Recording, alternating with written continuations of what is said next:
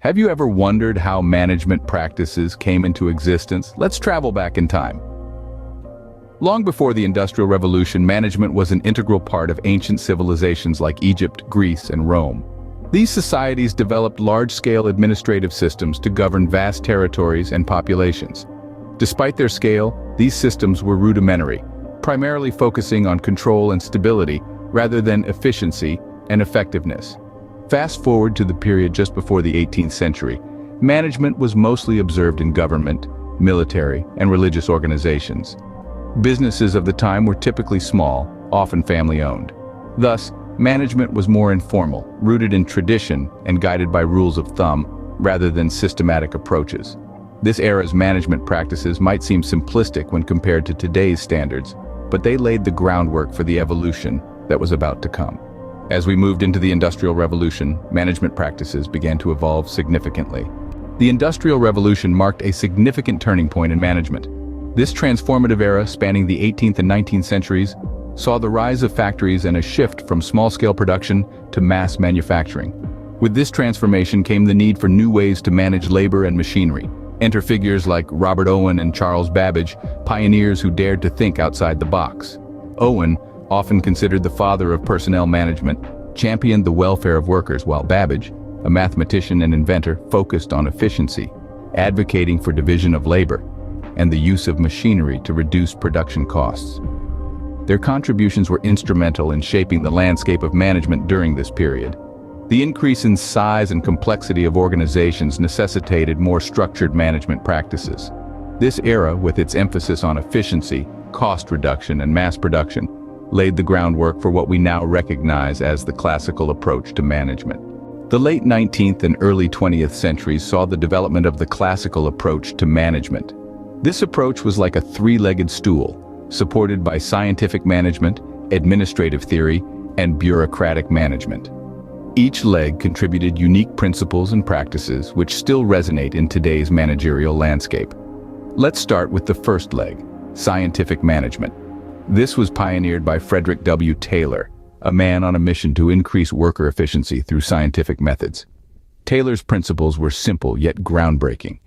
He advocated for time studies to understand and standardize work processes, paving the way for improved productivity. He also championed the division of labor, where tasks were broken down into smaller, specialized activities. This focus on efficiency and productivity revolutionized workplaces, transforming them into well-oiled machines. Next, we move on to the second leg, administrative theory. Henri Fayol, the brains behind this approach, introduced concepts that would become the backbone of management education. He outlined 5 functions of management: planning, organizing, commanding, coordinating, and controlling. Fayol's principles emphasized the importance of structure and order in an organization. His work also stressed the role of managers as leaders, not just supervisors, a concept that still holds significance today. Finally, we come to the third leg, bureaucratic management. Developed by Max Weber, this approach highlighted the need for a formal, structured organization. Weber's model of bureaucracy was characterized by a clear hierarchy, standardized procedures, and a focus on rationality and efficiency.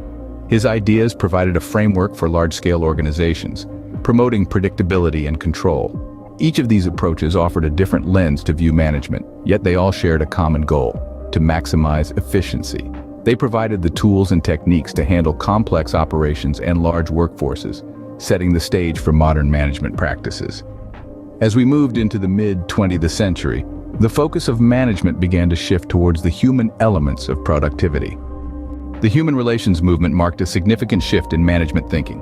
Born in the 1930s and thriving until the 1950s, this movement was sparked by Elton Mayo's influential Hawthorne studies. Mayo's work emphasized the importance of human factors in productivity.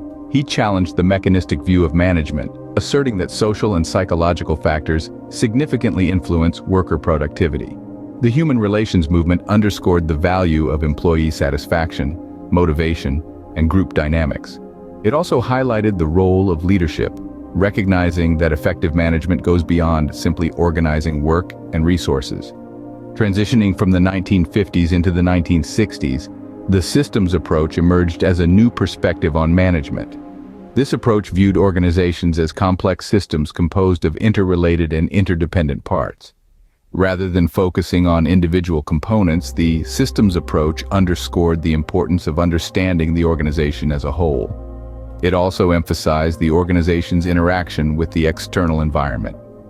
This holistic perspective allowed for a more comprehensive understanding of organizational dynamics, acknowledging that changes in one area can ripple across the entire system.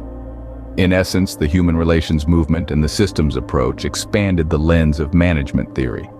They moved beyond the rigid structures and efficiency-focused methods of the past, embracing the complexity and dynamism of organizations. As we approached the late 20th century, management theory began to recognize the importance of context. The contingency approach brought a new perspective to management. Introduced in the 1960s and reaching its peak in the 1980s, it proposed that there is no one-size-fits-all solution to management. Instead, it suggested that the best management strategy, structure, and processes should depend on a variety of contextual factors.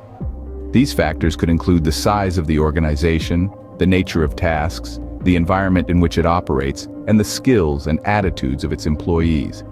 This approach marked the emergence of strategic planning and management.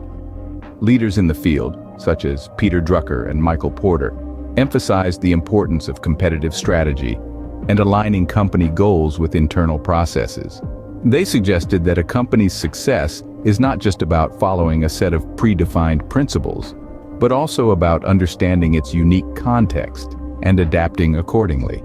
The transition into the modern era of management, from the 1990s to the present, has seen further developments in these areas. There's been a growing focus on corporate culture, recognizing its crucial role in shaping employee behavior and ultimately, organizational performance.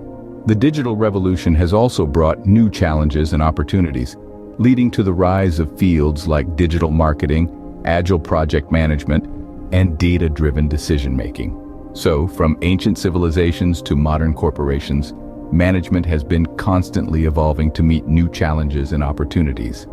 Moving forward into the digital age, management continues to evolve, adapt, and innovate. The advent of technologies like artificial intelligence, machine learning, and big data analytics has revolutionized the way businesses operate and make decisions.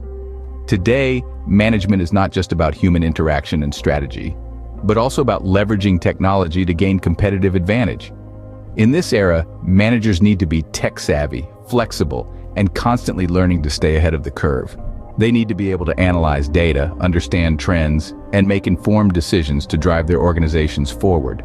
As we continue to navigate the digital landscape, the future of management promises to be even more exciting, dynamic, and challenging.